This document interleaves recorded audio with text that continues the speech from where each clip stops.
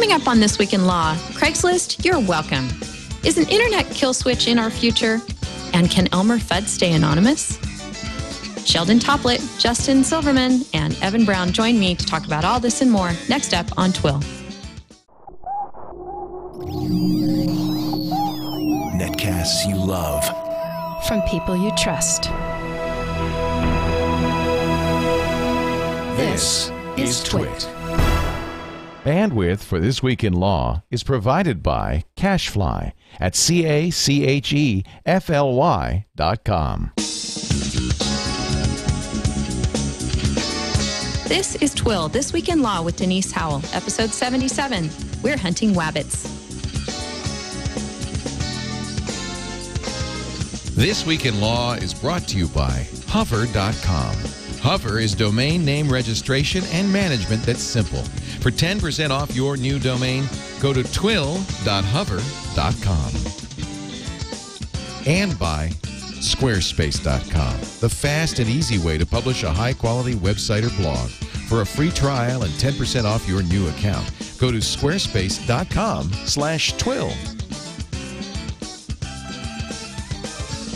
Hello and welcome to This Week in Law.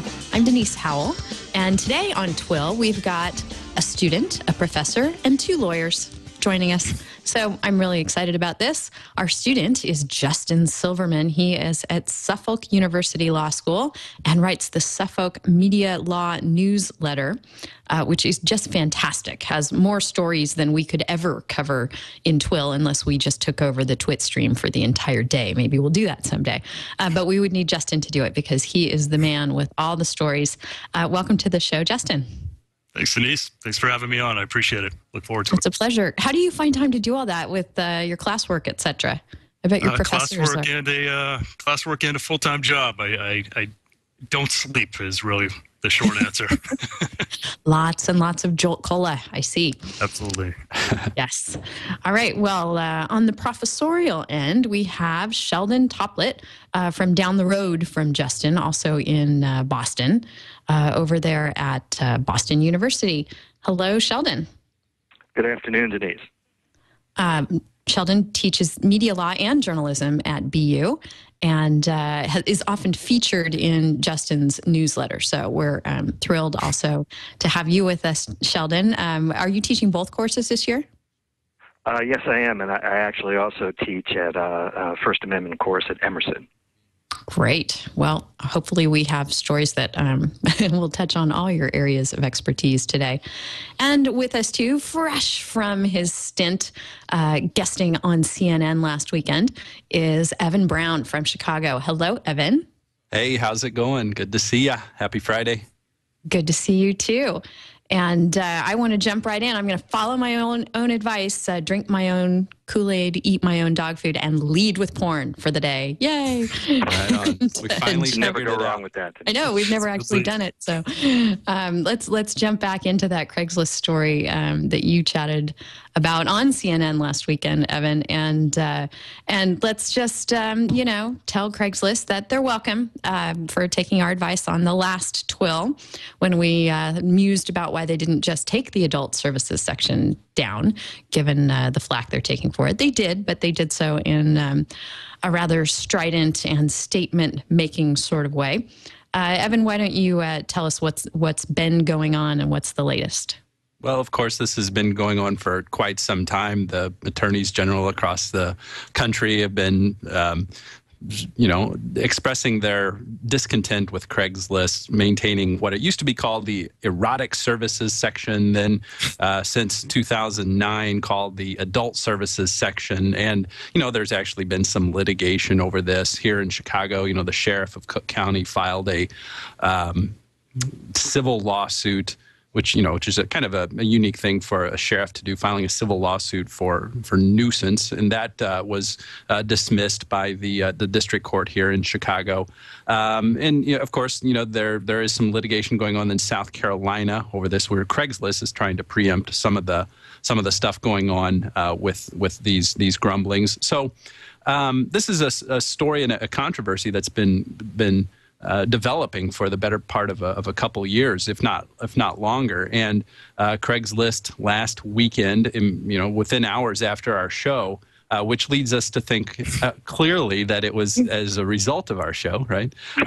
Of course. What's the Latin? Post hoc ergo propter hoc. Right, so, right. Yeah. Obvious causation with that very correlation. So they disabled access to this adult services site and did it in kind of a unique way, or a way that has gotten even more attention than what it would have if it had just quietly gone away. They put a black band over where the link used to be on the Craigslist homepage, and there written across it is the word censored. And as I've talked about this before, and as what other people who spend a lot of time talking about this stuff have also observed, Craigslist's motives in doing this really are unclear. Who knows why they're being that way? Why they're saying censored like that? But clearly, it could be that they're trying to be defiant, saying, "Look at us, we are, we're being called out, we're being silenced, and all of this stuff. But we're giving in, but we're not going to go gently into that great night when it comes to this section here." So that's where we are, and there's plenty of ways, branches, paths that this discussion can go down, talking about all the implications of this, not the least of which, we talked about with Professor Goldman on the show last week when we were here, saying, there's a certain benefit of having the adult services section up on Craigslist, because that could indeed make the job of law enforcement easier. So far from it to say that it's obvious that disabling access or removing this section of Craigslist is in the final analysis a good thing. So that's where we are factually this day and age. Right. With the one addendum, I think yesterday they actually took the censored statement block button down. At least I have a story. I have been hitting refresh nonstop, waiting for the section to come back, because it's really wrecked my social life. I'm sure. What are folks to do? Wednesday evening, I had given up, so I'm glad that you stayed with it and can make that observation. Yes, I plan not to give up at all, because what's a poor lawyer in Orange County, California, to do without the Craigslist adult services site. But anyway, it does seem that their statement is over, but that the adult services have not been reinstated. They just took down the black armband, if you will. Justin, have you been following this? And what do you think happens next? Let's jump off from the comment Evan made, remembering that Professor Goldman last week told us he thought, maybe this is actually shooting law enforcement in the foot, because they're not going to be able to have a centralized place, a ghetto for this kind of stuff, at least not this centralized place. What do you think? Well, I think, where do we go next? I think we see a number of other sites picking up where Craigslist left off. I mean, personally, I'm a bit disappointed. I was in for the fight.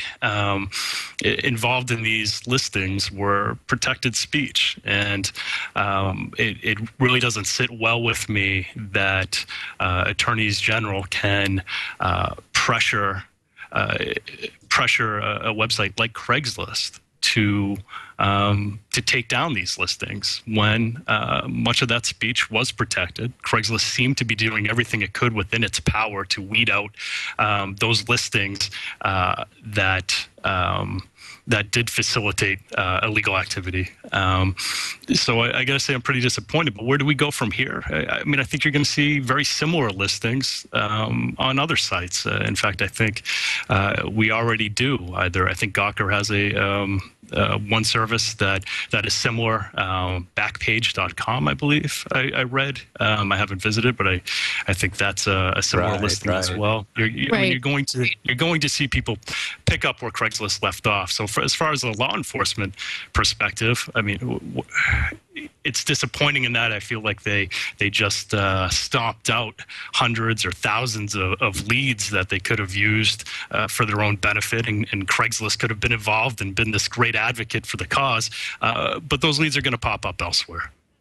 I haven't finished listening to TWiT from last Sunday, but I think that Leo highlighted a site that was aggregating all of the alternatives to the Craigslist adult services site. So somewhere out there, someone is struggling to make sure everyone knows where to go.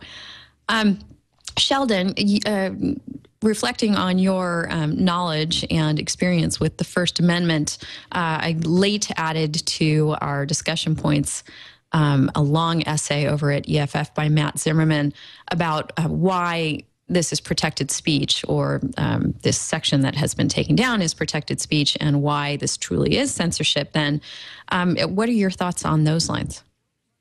Well, it's certainly, first off, I guess Justin and I are somewhat tainted since we live in the state where the so-called alleged Craigslist killer dwelled, and where this whole thing started. Craigslist, one of its greatest sins, unfortunately, is to have this happen during an election year. And I think as they really haven't changed, is what they've been doing in the last year or so, and the amount of illegal or illicit activities in the adult service section, it hasn't really gone up or measurably or whatnot. It's just a matter of circumstances that have thrust them, put them into this position.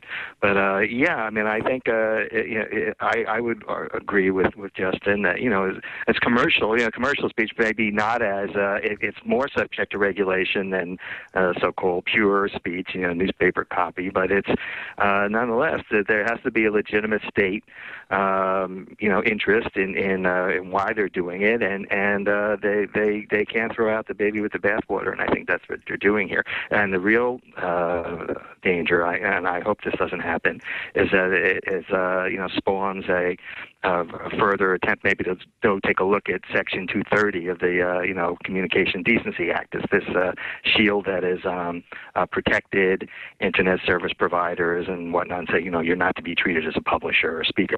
And there's been talk in Congress about looking at that, and I think that would be problematic because well beyond Craigslist, it protects news organizations and Facebook and Blogspot and otherwise. So I'm hopeful that it doesn't go beyond that. I've also read somewhere about an organization called the Fair Fund that was talking about a class action suit against Craigslist over this issue, and so there's no we may just be seeing the tip of the iceberg here, but I think clearly this is it is a protected speech. It appears elsewhere. Being in Boston for the longest time, before we went on to the internet with Craigslist and other outlets like that, the weeklies here, the Boston Phoenix, the adult section was the adult services and escort section, the most widely read part of the paper. And so you can't legislate this stuff away. You can't make it go away. Evan, over here in Matt's post at EFF, he says, the ability to encourage speech of all sorts without fear of legal reprisal is a feature of the CDA 230 world, not a shortcoming, one that encourages the publication of a diverse range of viewpoints and not just those of rich and cautious media companies who can afford the financial risk of publication. Do you agree with Sheldon that as these things seek protection under Section 230, lawmakers may decide to alter that section? Very much so. And I remember having thoughts similar to what I'm having right now when a couple of years ago, the Ninth Circuit handed down the roommates.com decision, which was, of course, an important Section 230 decision. And my concern is that if we were to ever actually get to a situation where the issue of Craigslist liability for this conduct, for allowing this type of content to be put through its site, if we got, let's say, all the way up to a court of appeals on this, and the court of appeals held that, yes, Craigslist is scot-free, is not responsible at all. There are children being trafficked, kidnapped, murdered, people are being murdered, all of this stuff happening, and Craigslist is in the position to stop it. Note, I'm being very hyperbolic here on purpose here. If we got to that point, that would be a really easy political target for people to say, what on earth is this Section 230 thing. You know, politicians and people who haven't given it serious thought like we have, and you know, the layperson perspective of it perhaps, and think, you know, something's got to be done here. I mean, I can't even keep track of the smart attorneys that I talk to all the time who, when they're presented with a factual scenario where they are representing somebody who's being defamed, they cannot for the life of them understand why they can't hold the website responsible for that. They become blind to the benefits of having the intermediary be immune from that kind of liability. Just imagine if that factual or if that conclusion from a court made it into you know, something as high profile as what this whole dispute has been, there would be a real public outcry. You know, that would really call for Section 230's head. So, in that vein, I think that's one way that we can look at Craigslist's relenting here at this point in time as a good thing, because this is something, given all the other stuff that's going on in the world, this story in the scheme of things was more likely to go back under the radar and go back out of the people's top of mind consciousness when we've got, you know, people threatening to burn copies of the Quran and all of that stuff. There are other things that people are going to be thinking about, and it will put the protections of Section 230 a little bit further out of peril's way.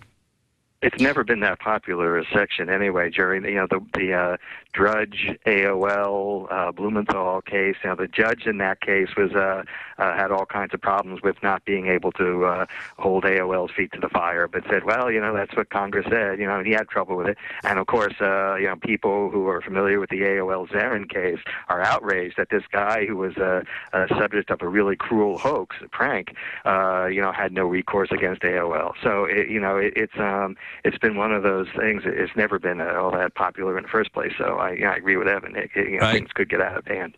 There's no Section 230 case that I can think of that don't have, or that doesn't have at its core some pretty rotten facts where somebody has done somebody wrong, you know, whether it be defamation or some kind of negligence. I mean, you know, there's the Doe versus AOL case from the Supreme Court of, I think it's the Supreme Court of Florida from a few years ago that involved child porn.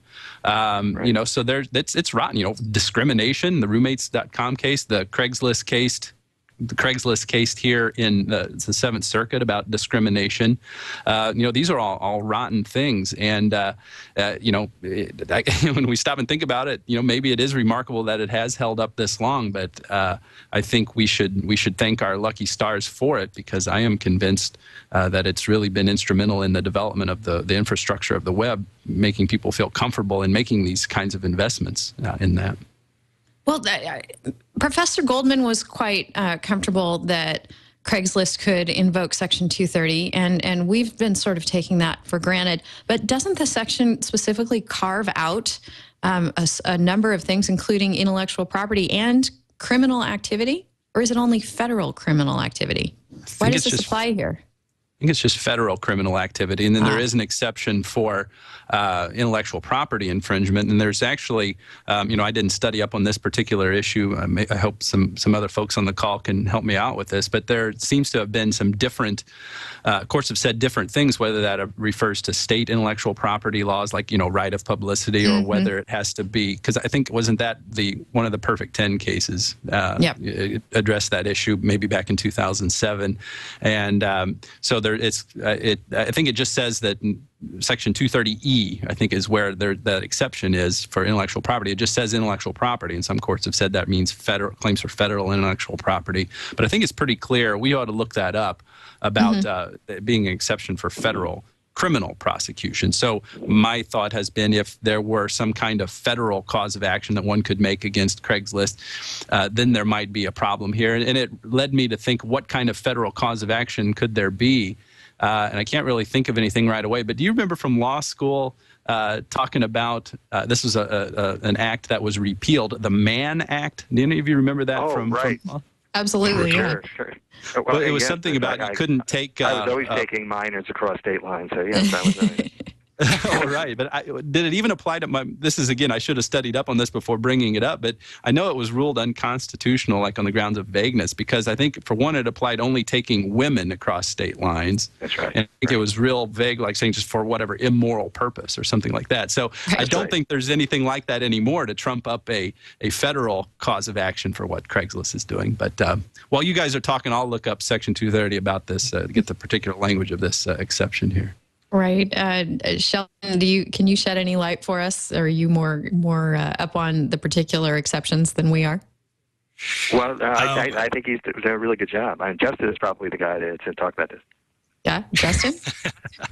Though I'm not familiar with the Mann Act, I do think the point about Section 230 is a good one, and especially in the context of this case. I mean, you do have this push against Section 230, but if we're going to put any dents in that armor, I'd rather it be done with cases where there's actual unprotected speech, whether it's anonymous poster defaming someone else, where the speech itself isn't protected. And I don't believe that the majority of the speech that we're talking about in this case falls into that category. I would hate, and I guess it won't occur now because of Craigslist's action and taking the service down, but I would have hated to see some kind of decision come down that would have reduced the protection that we have under 230 because of protected speech. Right. And I also put in our discussion points, which folks can access at delicious.com/thisweekinlaw/77. This is episode 77 of our show. This is Jeff Jarvis's post at Buzz Machine, where he definitely says that he is not suggesting a conspiracy. He rarely does, but he sees old power structures huddling together against the cold breath of technologists bringing change. And he has an interesting post here about why Craigslist is being singled out for this when, as we've discussed a little while ago, it is certainly not the only resource for locating this kind of service online. So that's an interesting point. Evan, any thoughts on the large media establishment versus upstart technology companies in this context? I have to admit, I wasn't listening to your question because I was reading the Wikipedia article about the Mann Act. Well, let me shoot it over to Sheldon then.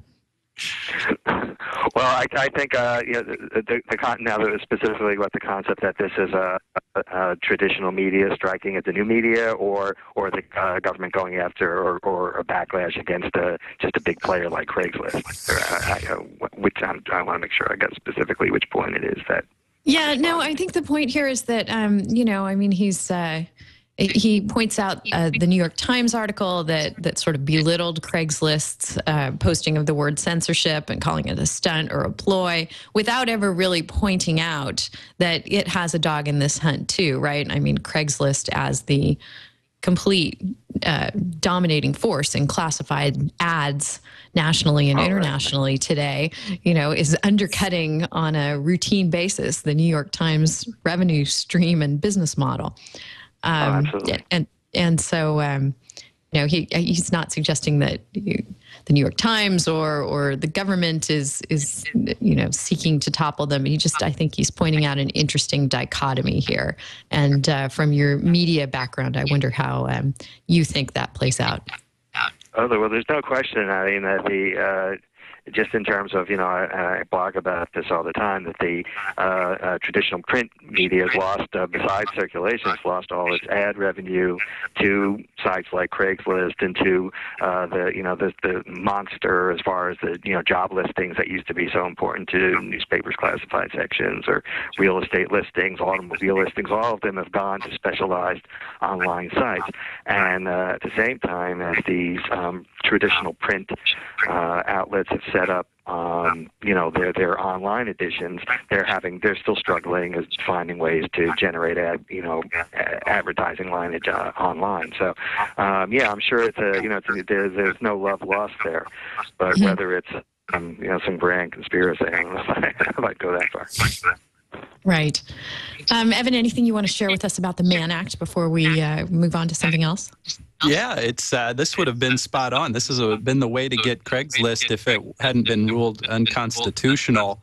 It was better known as the White Slave Traffic Act, and it applied to all females of any age. It made it unlawful to transport a female across state line for, quote, immoral purposes. And there were also some interesting prosecutions under it. You know, some of the Mann Act defendants include Chuck Berry, who was convicted in 1962. Charlie Chaplin was acquitted in 1944. Charles Manson was convicted for taking a couple prostitutes from California to New Mexico. And none other than Frank Lloyd Wright was arrested, but the charges were dropped. Who knows what Frank Lloyd Wright was doing. So this would have clearly been a criminal cause of action, criminal prosecution that would have gotten around Section 230 immunity if it were still on the books. Well, there you go. Unfortunately, we don't see that in play, so I'm not sure what's going to happen there. We are having a bit of a sound issue, Burke. And I'm not seeing you in our Skype chat right now, so I'm just going to mention it and hope that it works itself out. There you are. Sheldon, if you could turn down your speaker or monitor, that will help matters considerably, we hope.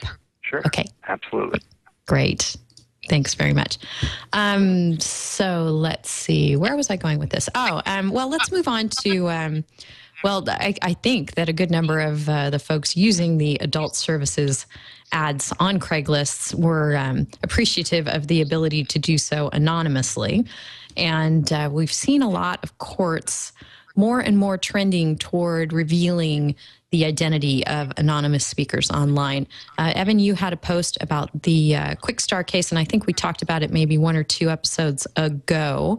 Why don't you bring us up to speed on what's going on there, and then I want to get all your opinions about what's happening generally with what's the state of anonymity online right now, and what sort of faith can people have in remaining that way as they journey around the web. So, Evan, what's this recent case?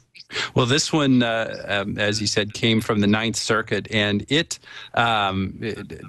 what it held was that the lower court went too far. It's the standard that it held to determine whether or not some unknown speakers should be unmasked. That standard was too high. The lower court in this case applied a standard from the New Jersey State Court from a case called Dendrite, and it also looked to it was the Doe versus Cahill standard, which requires a party to put up enough facts at the beginning of a lawsuit when it's asking the court to unmask an anonymous defendant, enough facts to survive a hypothetical motion to dismiss. And it held that that was too high of a standard, too stringent in this case, because the speech at issue involved commercial speech. There was the dispute in this Quickstar case was about it was like an unfair business practices type of civil lawsuit, and so all of the statements had to go to certain commercial expression. So that looking to the standard that applies to that type of speech, the court recognized that that's not entitled to as strong of a First Amendment protection. So it was only required to look at it in those terms, and that it was appropriate that therefore that the speakers be identified. Some of the speakers be identified. If I could just comment kind of on the general landscape of this area of the law. It seems to me the impression that people are getting is that this right to anonymity seems to be eroding, because in a lot of these cases, the unknown speakers are indeed unmasked. The reason I think that impression may be coming to our consciousness is that most of the cases that we see involving unmasking anonymous speakers deal with commercial speech. It's relatively unusual to find one that deals with political speech. The Doe versus Cahill case is an exception to that. It was from Connecticut back in 2005, and there were some I guess, forum board posts by an unknown speaker who was talking about local politics. So to me, it seems that, to the extent that there is this apprehension that the right to anonymity is eroding, it's really because of the nature of these cases. So many of the factual scenarios that I come across in my practice and talking with other lawyers who are working on cases that involve defamation online and anonymity deal with the obvious culprits. Sites like Yelp.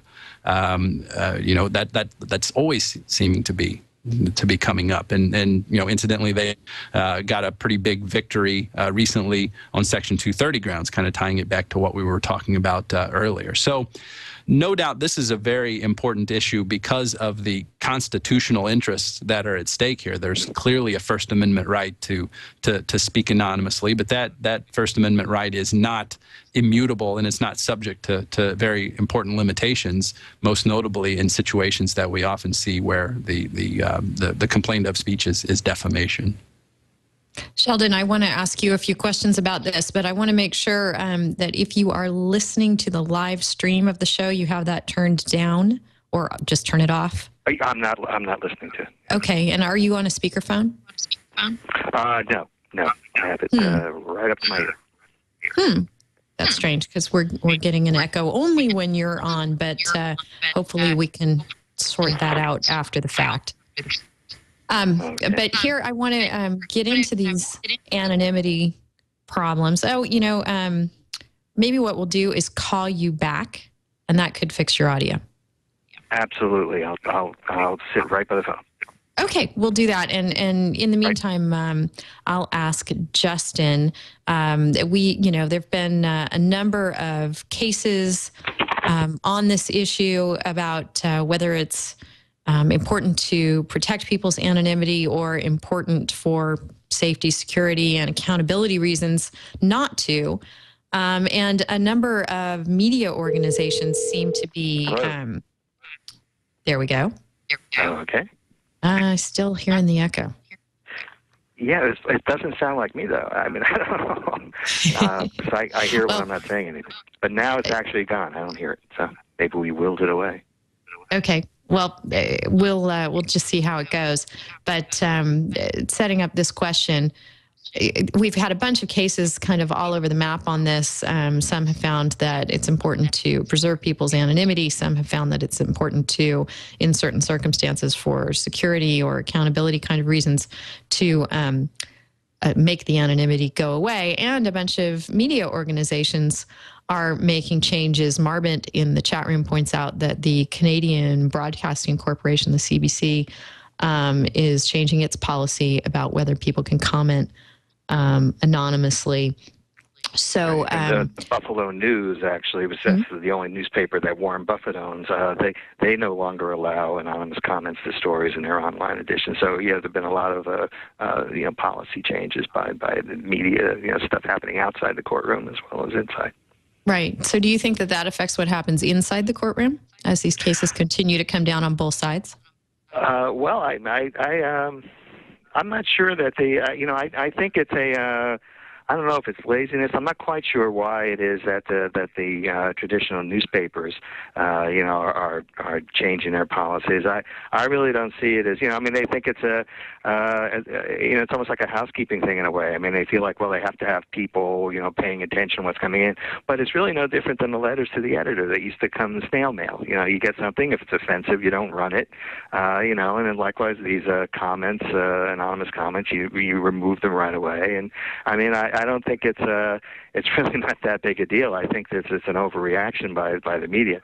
But within the court, I mean, obviously evidence cites a lot of commercial speech, but there have been plenty of, it is the Wild West all over the country, different things happening. I mean, over in you had the great Elmer Fudd case down in Carolina. What was it? North you Carolina? have to tell us about the great Elmer Fudd case. Oh, well, this was, presumably it wasn't his real name. This was the Sun News over in Myrtle Beach, South Carolina. And there was the Sun News of Myrtle Beach, the newspaper, received these, they had these anonymous bloggings from somebody under the pseudonym of Elmer Fudd. And, he made some, false postings about, suggesting that the county sheriff's office had raided the local chamber of commerce and seized computers and whatnot. And the sheriff's office denied it and whatnot. So the Chamber of Commerce brought a suit, and they asked, they subpoenaed the newspaper for the identity of this fellow, and the newspaper itself wasn't a party to the suit, but they got a subpoena, and they basically, I guess they have an agreement with the, newspapers often do, with the speakers. They basically said, we're going to roll over, we're going to produce the screen name and the internet provider address to the chamber unless they receive a response from Fudd, indicating his intent to contest the subpoena on First Amendment grounds. But failing that, they were going to, give it up. But there's, really been all over the place. From just in North Carolina. And in Pennsylvania, just in the last couple of weeks, there are just rulings of all kinds, and sometimes it's in a business situation, but other times not. Over in North Carolina, there was a judge who ruled that the Freedom Communications-owned publication, the Gaston Gazette, did not have to reveal the identity of an anonymous commenter who had, made some remarks in an online article about a murder suspect.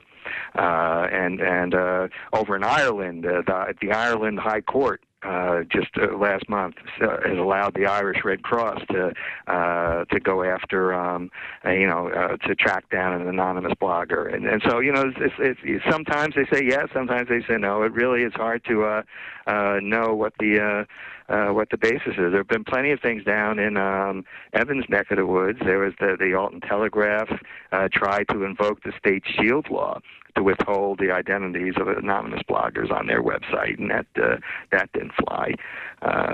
Basically, so there have been lots of cases, and it's really unsettled. But I think.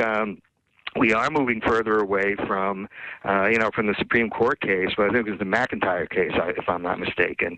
Justin, you're probably more up. You're still getting tested on cases, you're probably more up on.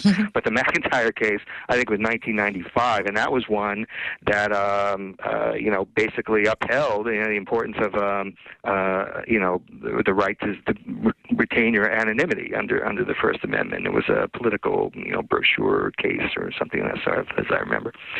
So but it's really hard to get. It's hard to get a handle because you do get, and there was the Cone case, the Skank case in New York. That was one of the early cases in this, and Shelley Hale's case, the Too Much Media, the New Jersey case. So it's happening all over the place, and I don't know. It seems to me sooner or later this may make its way up to the High Court. Yes, Justin, gazing into your crystal ball and anticipating your legal practice in a few years down the road here, what do you think is the future of anonymity given what we're seeing? Well, I think you're going to see less of it. I think we already are. Speaking about the Buffalo News, it brings to mind a paper here in Massachusetts called, it's the Sun Chronicle in a town called Attleboro. It's a small local paper, and what they're trying out now is to prohibit all anonymous comments and allow comments only by submitting your credit card and paying a one-time 99-cent fee. So we can debate the merits of that and whether or not that will ultimately succeed or drive traffic away. But I mean, you have to wonder, as a publisher of a news site, with all of the potential headache that anonymous speech can bring in.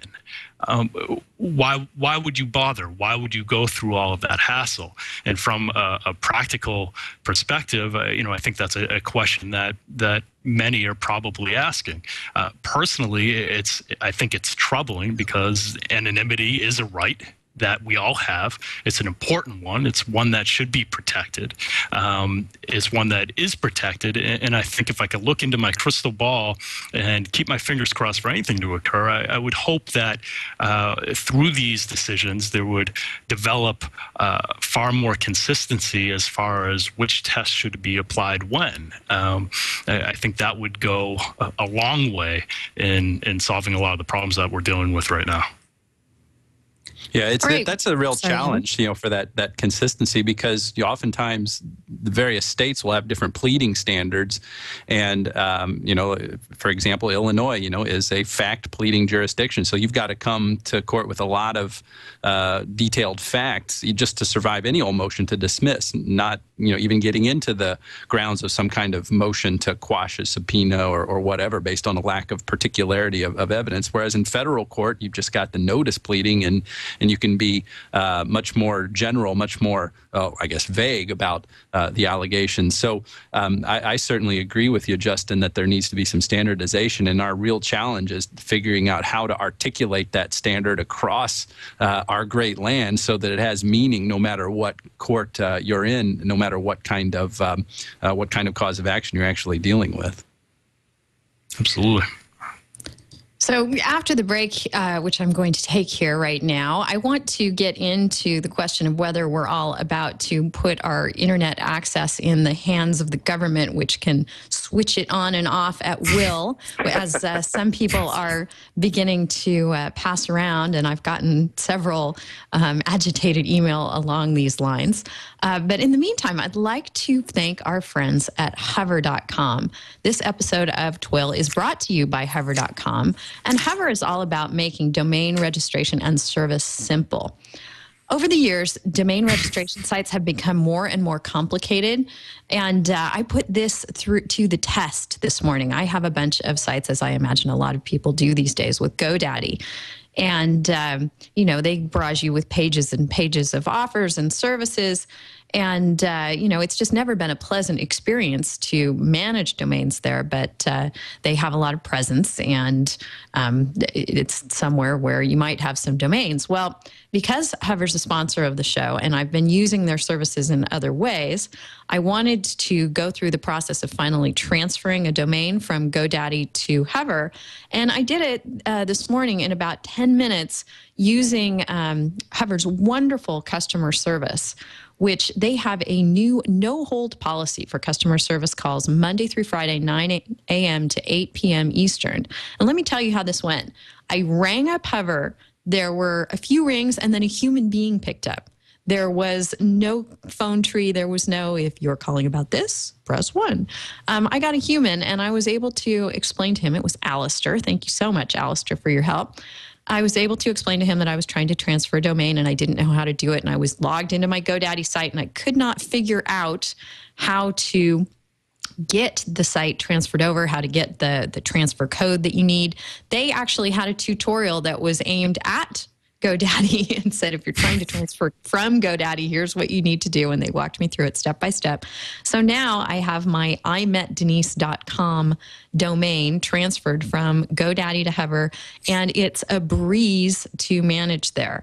It's, gone from having this cluttered screen to just a few basic options, all the things you need in one place. Nobody's trying to upsell me more domains or more services. It's just exactly what I need, where I need it. And the other thing that they did for me this morning, and I'm very excited about this, is they transferred my, they helped me set up my email so that I have a personal domain with them.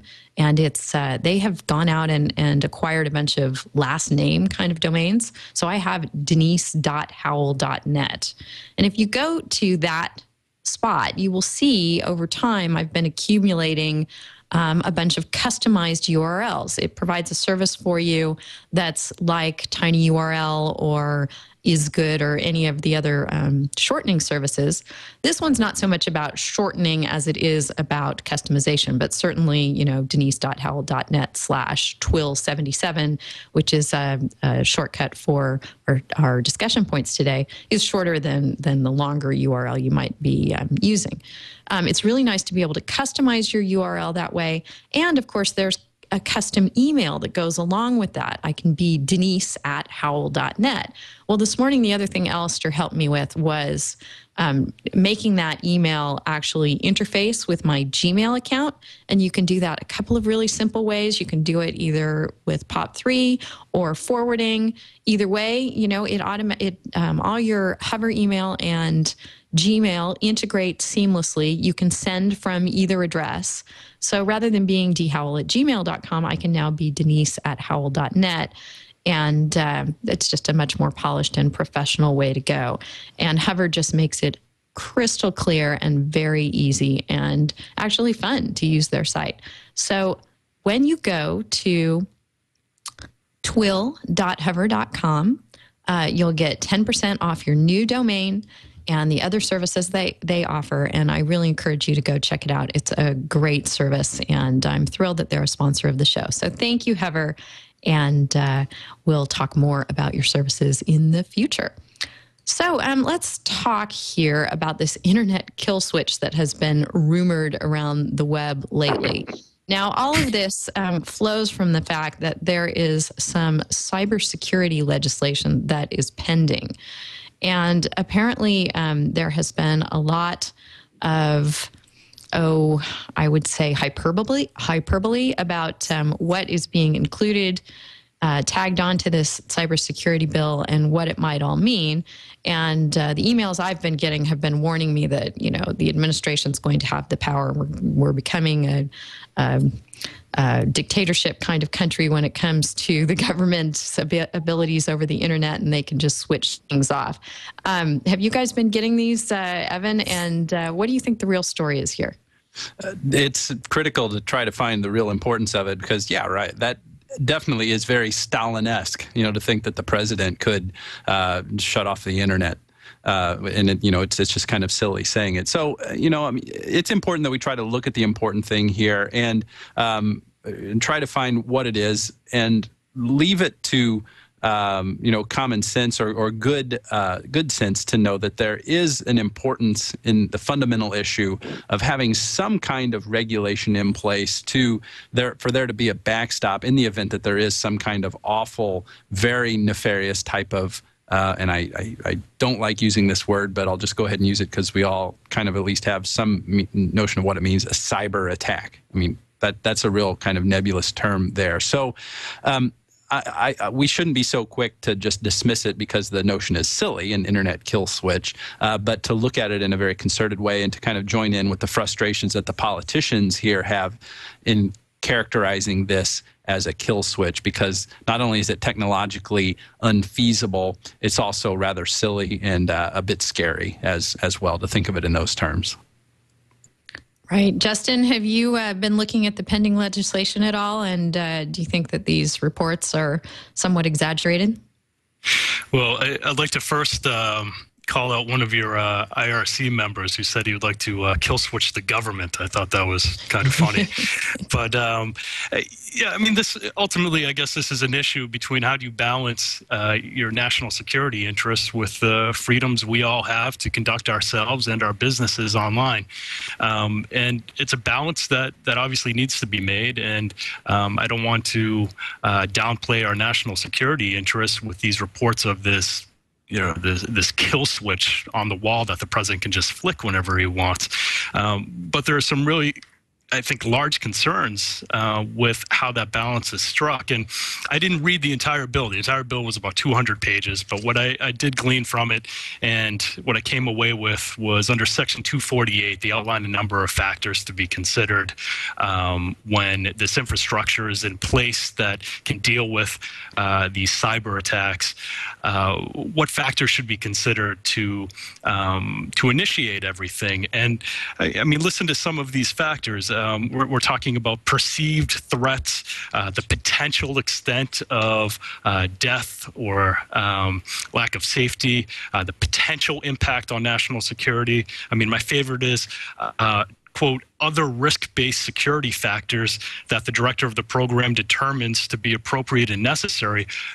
What is that? I don't know what that is. I mean, it sounds very broad, ambiguous, and again, I don't want to minimize this our national security interests, but to have legislation that grants such powers based on those factors is really concerning to me. I read a summary of the legislation, and it makes note of the fact that the bill doesn't authorize any new surveillance authorities, but I would argue, in effect, it does. You're now monitoring.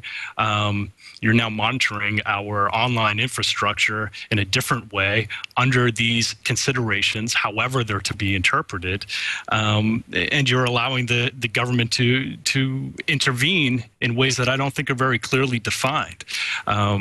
So again, all of this is a very important discussion to have, but getting away from the whole figurative kill switch, there are some serious concerns over how that balance is struck and what powers are exactly given under this bill. Sounds like a death panel. Could be. For healthcare, we have death panels. For the internet, we have a kill switch. Let's see, Sheldon, what do you think of all this? And is this legislation just going to get bogged down? And are these political maneuverings because we have elections coming up in November? It's definitely a turf war. I mean, I'm not terribly concerned. I thought that first I thought the government was going to take our guns before they did the kill switch thing, so I wasn't really worried about that. And if it was that easy to undo just to unplug the internet, I'm sure by now I would have tripped over it and accomplished that. So I'm not really concerned. It's I think part of it, I mean, it's true.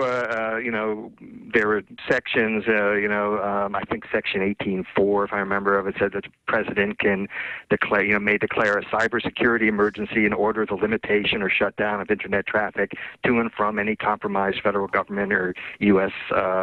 Critical infrastructure, information system, or network. And there's another section in there that allows the president to order the disconnection of any federal government or U.S. critical infrastructure, information systems, or networks in the interest of national security. So it's all that kind of stuff. But on the one hand, there are those who are saying that this power is already there in the 1934 Communications Act. I know that there is. I took a look at Section 606 CD. And it says that the president may prioritize defense or security communications, authorize government use or control of communications facilities, and suspend or amend rules and regulations applicable to any or all stations or devices capable of emitting electromagnetic radiations. So I think, the idea is that somewhere in that power already, within the laws, the president may have it, and it's just, this high-tech thing. People are saying, well, how come they're not going after, shut down, the cell phone system or telephone system? How come they're going after the internet?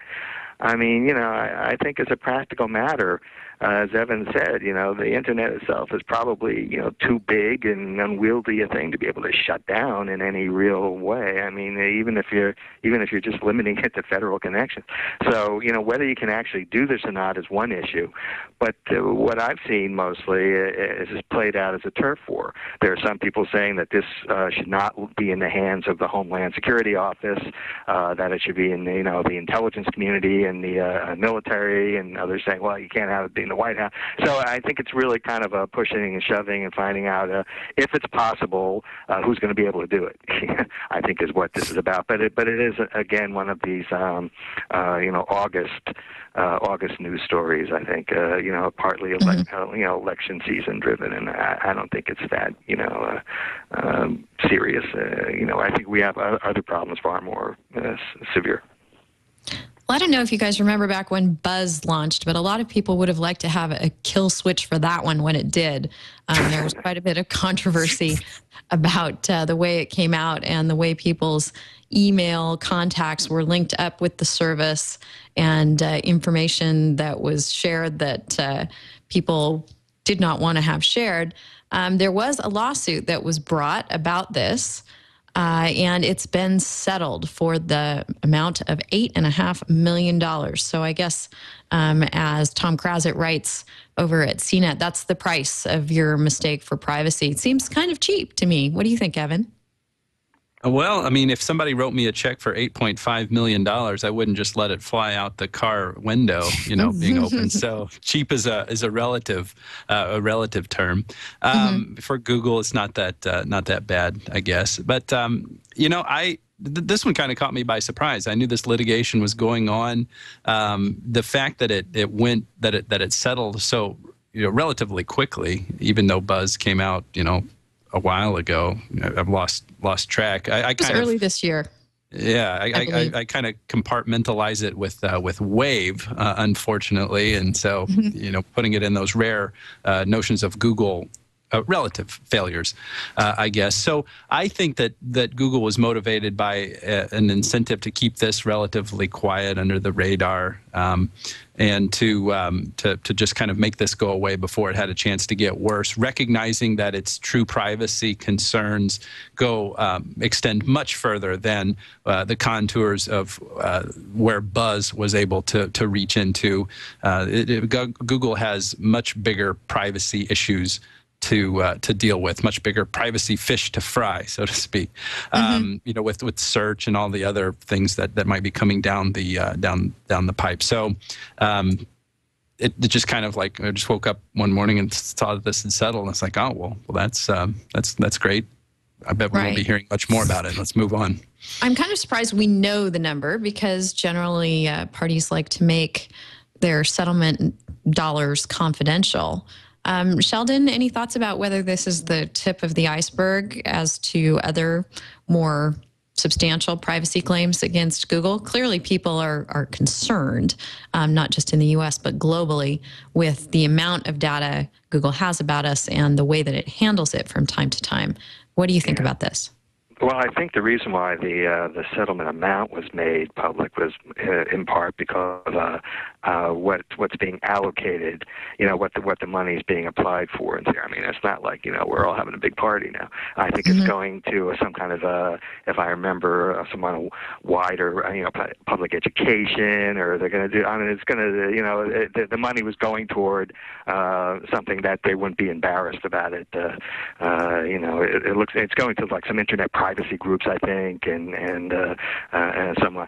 So that's part of it. But I think it might be a symptom of as Evan was suggesting, that they have bigger privacy fish to fry. It might be we're kind of taking them off the pedestal. In the beginning, everyone marveled, oohing and eyeing at Google, and now they can't do anything right. People were complaining the other day about the logo, and it was those bouncing balls. What does that mean? And people were all annoyed about. I mean, I think Google is just they're under attack. They obviously in Italy they had that criminal privacy case, judgment against some of their executives. We have a whole bunch of, I think, about 30 attorneys general, at the same time that they're hurling brickbats at Craigslist. They're also deciding how to address this Google Maps issue, which has been played up in Europe. Australia's already jumped ugly on it, and Spain and a few other countries, where, when they were sending people around to gather the Google Map information, they admitted that they, inadvertently compiled all this other privacy stuff. And so they're under attack for that. So I think it's, and they're not alone in this regard. As, just last week, Facebook, which is the other, like New York Yankees, Dallas Cowboy, a big social media outlet that everyone's loving to hate now. They got sued in California, a class action suit in their home turf. They're about, for allegedly violating law of having minors promote services and whatnot by clicking on that like icon, the thumbs up icon. They're being prosecuted for that. So I think it's part of it is, it's all connected. I think people are just going after the big guys now because, number one, they got the money, but also I think people are getting annoyed at some, everyone every time Facebook tries to do something with privacy, they immediately go up online all these let's quit Facebook now, and I think this is just a function of it. So Google is, I'm sure, is happy to be done with this. They show themselves to be responsive, and they say, oh, this is our bad, and here's $8.5 million, and we're going to, give it to privacy groups and see where we're trying to protect your interests. So I think that's what's at play here. I'm glad you brought Facebook up in that context, because Venkat Balasubramani, who has a great blog on his own, and he also writes over at Professor Goldman's blog a lot, talked about the Google Buzz settlement in a post from yesterday, and toward the end he likens the terms of the settlement to what the Beacon settlement was, and you mentioned that about being this figure being disclosed because a lot of it was being allocated to these very altruistic causes and services like this. So very much both of those aspects can be mapped pretty clearly by analogy. Both of these behemoths, I like how you use New York Yankees as the franchise to compare them to rather than the Red Sox, but that nobody cares about, that, or everybody's very, very watchful as to what they're doing in terms of privacy here. Well, we're going to take another sponsorship break here, but after that, we're going to have our tip of the week and our resource of the week, and I'm going to let Justin pick our final story for discussion today, because the school term has just started, and always love to give the law students a leg up whenever possible. So be thinking about that, Justin. But in the meantime, I'd also like to let you know that this episode of TWiL is brought to you by Squarespace.com. Squarespace is the fast and easy way to publish a high-quality website or blog. And again, I am a user of this product. If you go to bagandbaggage.com, you can check out my Squarespace site, which has a blog and various other modules. One of the things that they do that I really, really like is the photo page. I don't know how necessary this is for everybody. Clearly, if you're someone who does web design or graphics or something where you need to represent things visually, then it's going to be very useful for you. But they do this amazing Lightbox type slideshow of any photos you decide to put up. I just put up ones that I like. So it's just kind of fun for my personal blog. It has a very easy to use UI for creating and managing a website or blog, as I can attest to. It's optimized for both beginners and CSS experts. It has hundreds of design templates to choose from, and you can customize any of the designs to fit your needs. It has all-inclusive services that have several modules to build your website. There's a blog module, and again, you can locate that anywhere you want on your site. Mine is on the homepage, but if you'd like to have other information on your page and your blog somewhere down the road on a tab or elsewhere in navigation, you can do that. And it includes import and export support for WordPress, Blogger, Movable Type, and TypePad. There's a forum, there's the photo gallery we discussed, there's a form builder to collect email addresses and other information from site visitors. It's very savvy about integrating with the different social media tools that are out there. So if you want readers to be able to share your posts, tweet them, bookmark them, what have you, all of that is built in. There's amazing statistics built in. You get a really wonderful, nice visual representation of who your visitors are, where they're coming from, what they're looking at. There's permission access handling. There's cloud architecture for speed and site stability. So I guarantee you that if everyone listening right now goes to my blog, it's going to stay up because Squarespace is designed to handle that. So if you go to squarespace.com/TWiL, you'll get a free trial. You don't need a credit card to sign up. If you just kick the tires, decide to try it out, if you decide to purchase it, then when you go to purchase their services, you'll get 10% off when you enter the code TWiL. So thank you so much, Squarespace, and thanks to you all for giving them a try. So Justin, what should we talk about as we close out the show? Well, one of my favorite topics. I came across a story recently, and Evan, maybe you're familiar with it, having had it occur in Chicago. But there was an artist recently who was involved in a protest, arrested, and then charged under the state's wiretapping statute for secretly recording the audio of his arrest. And this topic is really an interesting one for me because there are about 12 states that have wiretapping statutes that prohibit the recording of others that aren't giving their consents, or essentially secretly recording others. And there are no shortage of these videos on YouTube, for example, of those being pulled over by an officer, and they record their arrest just to find out later that they violated this state law. Why I take particular interest in it is because I think it has a real chilling effect on citizens like me, who, though I don't wear the title of journalist anymore, if I were to, walk through Boston Common and see an arrest occurring and thinking that there might be excessive force using, I pull out my iPhone and record the incident. To think that I might be later arrested and charged under the wiretapping statute for this is really bothersome. And though, speaking for Massachusetts anyways, though I don't believe anyone in the professional media has been caught up in this issue, a number of individuals have, and there are some cases that are pending that hopefully will change the statute or interpret it in a way that's more amenable to its purpose, which was to protect the public under the wiretapping statute and not go after them when they might be proving themselves a nuisance to an officer's work or whatever they happen to be doing at any particular time. Evan, do you know about this Chicago case? There was an NPR story that was about an artist who recorded his own arrest, just the audio. Right. Here the NPR is telling us it's generally legal to videotape an on-duty police officer in public, but in some states, recording the audio can be a serious crime. Are you following this artist case?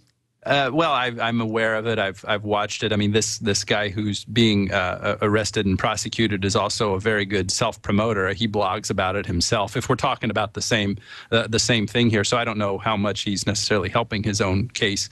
But setting all that aside, there truly are some problems with this issue here, and I think one of the problems with our statute here in Illinois is that it's a two-party consent statute, which means you have to have both parties consent on the to be recording the conversation. And unlike a lot of other states who require both parties to consent, there's not an exception for recording when there is no reasonable expectation of privacy. So the interpretation is that a cop on duty would not have that, or would have that expectation of privacy. So that's why it would be unlawful to record it. The big problem with this is just that it's such a straining of the it's such a strained interpretation of these statutes that really puts us in a situation where we're getting very far from the essential purposes of these statutes, which is to criminalize eavesdropping when somebody doesn't know they're being recorded, when they think it's a private conversation, and that could be used against them for what other reason. The garden variety, critical mass of the scope of situations, like if you think of it in terms of a Venn diagram, of situations that these types of statutes are supposed to address, are not overlapping with these weird situations like we're talking about here, with people getting arrested and charged with felonies for recording the cops. The thing that is not there in the cop kind of situations is this enormous public interest in transparency and making sure that law enforcement does its job and it does it right without violation of our civil liberties. So if the appropriate set of facts came up where there was indeed perhaps police brutality that was captured and thrown out, the evidence of that was thrown out because of the violation, under some kind of exclusionary rule, or if somebody was actually prosecuted for that when there actually is police misconduct that is captured, that kind of like what we were talking about at the top of the show with comparing it, like what if Craigslist were successful in appellate court? It's going to take something like that to really capture the public's imagination and get the public aware of the weirdness of all of this, for there to be a change and perhaps some kind of constitutional First Amendment argument to be successful. Great. Well, I want to give you guys our resource and tip of the week. We're talking about transparency in law enforcement. The Sunlight Foundation likes transparency in government, and they highlighted the fact that there is a new Federal Register site that lays it out. It's at federalregister.gov. And for those not familiar with the Federal Register, it's sort of the daily record of what goes on in the United States government. And now it's very, very nicely laid out, sort of in newspaper kind of format, very clean and easy to navigate. And so rather than hiding what's going on with the government, it is shining some light on there. So our resource of the week is the new federalregister.gov site. Go check it out. And also our tip of the week goes back to, I was mentioning I just transferred my domain name, imetdenise.com. And if you'd like to know why I have that domain name, it was a great idea by J. Matt Buchanan, who's been on our show before, some time ago. And I put his whole post on it in our discussion points at delicious.com/thisweekinlaw/77. And the notion is if you bump into somebody and you don't have a business card, you can register something like imetdenise.com and just point it at whatever you'd like. So I point mine at my blog page, but Matt took the step further of actually putting together a very professional looking, simple business card that he just sticks up online. And he's got the CSS for that. And everything in his post. So if you'd like to have a quick place to point your new acquaintances as to who you are and how they can get in touch with you, the tip of the week is that you set up something like imetdenise.com or imetmatt.com if you want to check out how the CSS works. And with that, we're going to wrap up the show. I want to thank Justin Silverman for joining us this week. It's been a pleasure having you. Likewise. Thank you. Tell us where folks can find you online. And I requested to follow you on Twitter, but I'm not sure if that's something that I'm going to be allowed to do, or if you'd like other people to do that too. No, by all means. My personal website is justinsilverman.com, and you can find links to pretty much everything I'm involved in there. My blog that I created through Suffolk Law School is suffolkmedialaw.com, and there you'll find ways to subscribe to our weekly newsletter, the Week in Media Law, and other resources you might find helpful. So please take a visit. Great. Thank you so much. And also Sheldon Toplitt, thank you so much for coming on the show. We really appreciate your media law and First Amendment and net law insights. Thank you very much. It was very enlightening. I learned a lot from you and Justin and Evan, so I certainly enjoyed it. And folks can find Sheldon at the Unruly of Law blog, and also your The Unruly of Law at Twitter. So go follow Sheldon and enjoy his insights further after the show. Thank you. Also with us again, Evan Brown, internetcases.com, Internet Cases on Twitter. That's me. Come check it out. Follow me, all that stuff. I'll follow you anywhere, Evan. Thanks. I try to, whenever possible. And yes. Really appreciate you being on the show. We'll see you folks next week. In the meantime, go check out our Facebook page, facebook.com/thisweekinlaw. Answer some of our pre-show questions, and I'll read your answers on the show. Thanks to everyone in the chat room, too. You make this so fun and so interactive for us. We love checking out your stories, and hopefully we can get to some of them. And we did that today, so I'm happy about that. All right, so folks, we'll see you next week for TWiL 78. Take care.